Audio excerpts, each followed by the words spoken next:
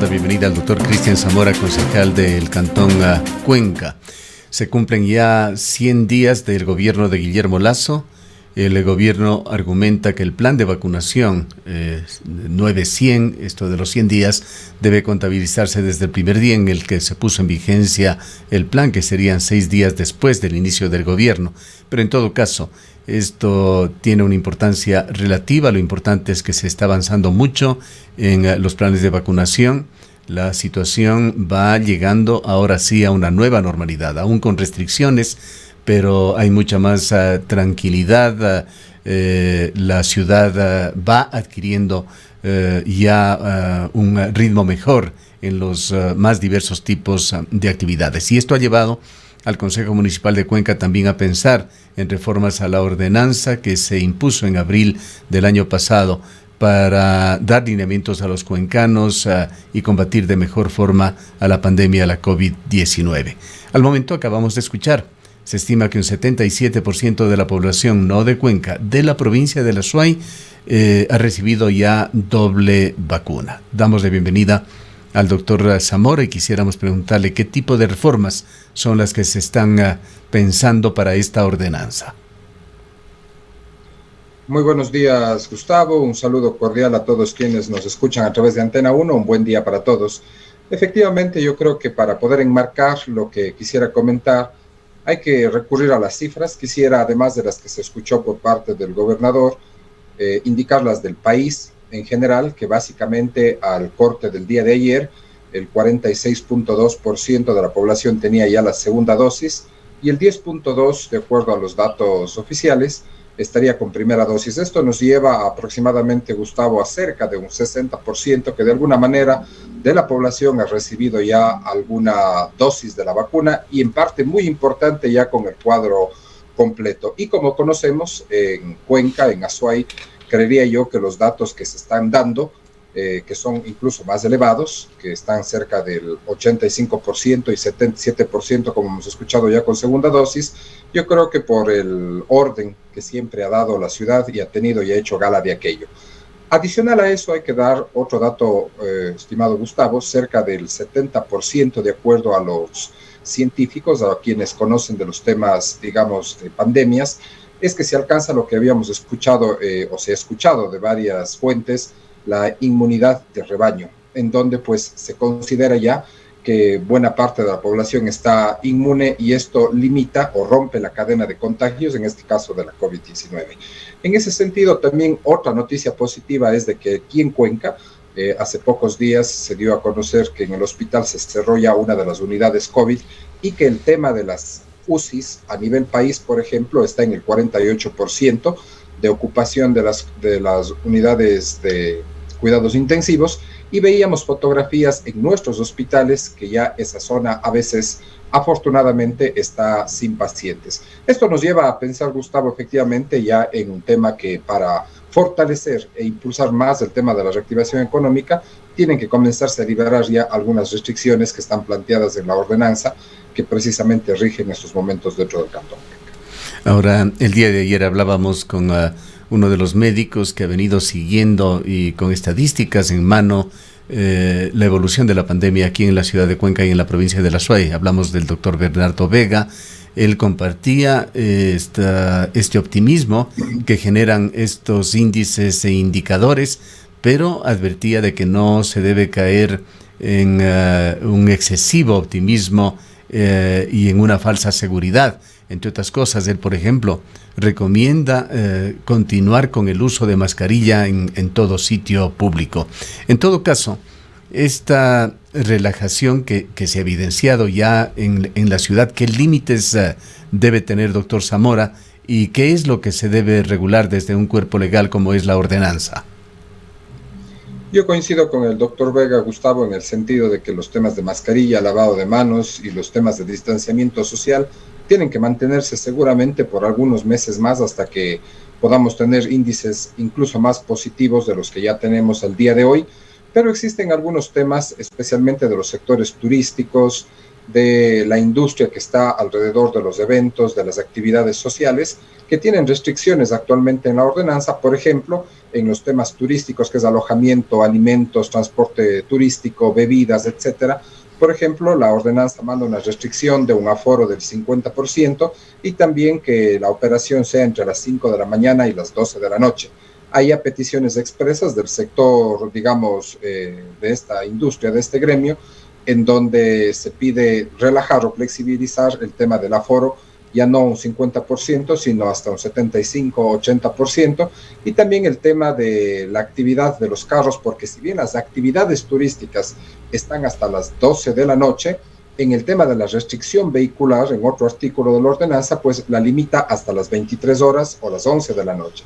Por tanto, es importante también comenzar a prever ya de que este tipo de restricciones puedan ser, digamos, ya no hasta las 11, sino quizás hasta las primeras horas de la madrugada, para poder también dar actividad de lo que normalmente se registra en las noches, actividad nocturna, que eso reactiva básicamente el sector más golpeado, uno de ellos, que es precisamente el que está alrededor del turismo como tal. En ese sentido, yo creo que manteniendo los protocolos, los temas de bioseguridad que ya mencioné hace un momento, y comenzando a hacer también esta suerte de planes pilotos, no únicamente en el tema de las actividades turísticas como tal, sino también en el tema de bares, discotecas que han estado, digamos, prohibidos, zonas de tolerancia que vimos ya que comienzan con protocolos para poder reactivar este tema, espectáculos masivos, actividades en la vía pública. Necesitamos ya comenzar a analizar. ¿Y cuál es el procedimiento? Que es lo importante. Ya he cursado un oficio de manera personal, llamemos así, al alcalde, a la directora de riesgos y al Consejo de Seguridad Ciudadana, porque necesitamos, el Consejo Cantonal me refiero, informes técnicos que nos den estos datos que han sido públicos, pero obviamente enfocados ya a lo que restringe la ordenanza, y en ese sentido, con datos técnicos, con las proyecciones, con las tendencias que se vienen dando, poder el Consejo tomar una decisión de flexibilizar estas medidas que aún están, por ejemplo, restringidas, otras más que puedo mencionar en temas de aforo. Salones de eventos están al 40%, al 50% si es que son abiertos los salones. En las casas comunales, templos al 30%, teatros, cines, etcétera, también al 30%. Uso del espacio público respecto de actividades deportivas que estaban prohibidas, también deben ya reactivarse con temas de protocolos y medidas de seguridad. En fin, Gustavo, ese es el sentido que hemos solicitado ya la información correspondiente, técnica, con tendencias, para comenzar a tratar este tema de liberar las restricciones que en su momento, en abril, se impusieron a través de la ordenanza de evitar propagación de la COVID respecto de la pandemia. ¿Para cuándo cree usted se va a tener el panorama claro, alimentándose ya con todos estos datos, estos índices, estos indicadores, y podría estar el Consejo Municipal proponiendo, quizá tratando y eventualmente aprobando las reformas a la ordenanza? Yo esperaría que la información, que dicho sea de paso, está a la mano. Tengo entendido que hay los cortes diarios, la mesa de salud, por ejemplo, del COE cantonal, sin duda alguna estará siempre activa con esta información. Por lo tanto, creo que son datos que se conocen públicamente, pero que tienen que, digamos, de alguna manera y con mayor detalle, hacernos llegar al Consejo Cantonal. Debo también indicar que la ordenanza recibe información cada 15 días de cómo están los parámetros e indicadores de la ordenanza, me refiero. El último nos enviaron hace, digamos, días atrás, la semana pasada. Entonces yo creería que con esta petición que se ha realizado, ojalá la próxima semana ya estemos con esos datos que permiten tomar una decisión en este sentido, no porque se nos ocurre o porque creemos o porque así parece que tiene que ser, sino con base científica, evidencia evidentemente de cómo están las tendencias y proyecciones, afortunadamente ya a la baja de todos los indicadores que en su momento nos preocupaban en demasía a toda la población, y con esta información pues hay artículos puntuales que tienen que ser, digamos, reformados respecto de los aforos y de las restricciones vehiculares básicamente, y de la apertura para que otras actividades comiencen ya con los protocolos y las medidas de bioseguridad a activarse. En ese sentido, yo esperaría que con esa información que nos manden la siguiente semana, es cuestión ya de que en la comisión que corresponde se hagan los proyectos de ordenanza reformatoria, que obviamente pues es un tema que podría tomar máximo unos 2 días, digamos, para poder tener ya un texto que sea enviado al alcalde, evidentemente, y eso tratado ya en primer debate en el Consejo Cantonal. Bien, pasando a otro tema, doctor Zamora, estamos a solamente 14 días de que los municipios tengan que presentar ya sus planes de uso y gestión de suelo y PDOT aprobados, pero la polémica de lo que hemos podido percibir en la ciudad de Cuenca continúa. Gustavo, desde hace algún tiempo atrás yo venía diciendo que yo le veía muy difícil que para septiembre, que es precisamente la fecha que se manejaba, y ya con el plazo ampliado de un año, que para mí fue un parapeto, un pretexto con el tema del COVID que no han podido avanzar. Más bien creo yo de que cuando se trabajaba en casa se tenía más bien más tiempo, porque la atención al ciudadano pues se redujo prácticamente a cero, y el trabajo de los técnicos, que es básicamente de planificación, en gran parte un trabajo de escritorio, llamemos así, otro tiene que estar en territorios sin duda alguna, pero en el tema del trabajo, digamos, intelectual, si cabe el término, eso más bien no tenía ningún pretexto, porque había más tiempo y menos distracciones, sino enfocarse al tema como tal. Pero más allá de ese paréntesis que he realizado, yo no creería que al menos en la fecha que está planteada se va a aprobar el tema del PDOT, porque ni siquiera al Consejo Cantonal se le ha entregado el instrumento que es la ordenanza como tal. Sí hemos recibido una serie de presentaciones, de PowerPoints, de términos generales, conceptuales, en diferentes temas que el plan de ordenamiento territorial tiene, pero lo que importa y lo que se va a aprobar, Gustavo, no es las presentaciones o los conceptos, sino más bien es la ordenanza como tal, qué dicen los artículos y cómo están elaborados los PITs, los famosos PITs, que son los planes de intervención territorial, en donde está, digamos, toda la técnica de retiros, de ocupaciones, de porcentajes de ocupación, lotes mínimos, etcétera. Ese tema no lo tenemos hasta el día de hoy, al menos quien le habla, no sé si otros concejales creería que no, pero es una ordenanza que nos han indicado de manera extraoficial que tiene más de un centenar de artículos.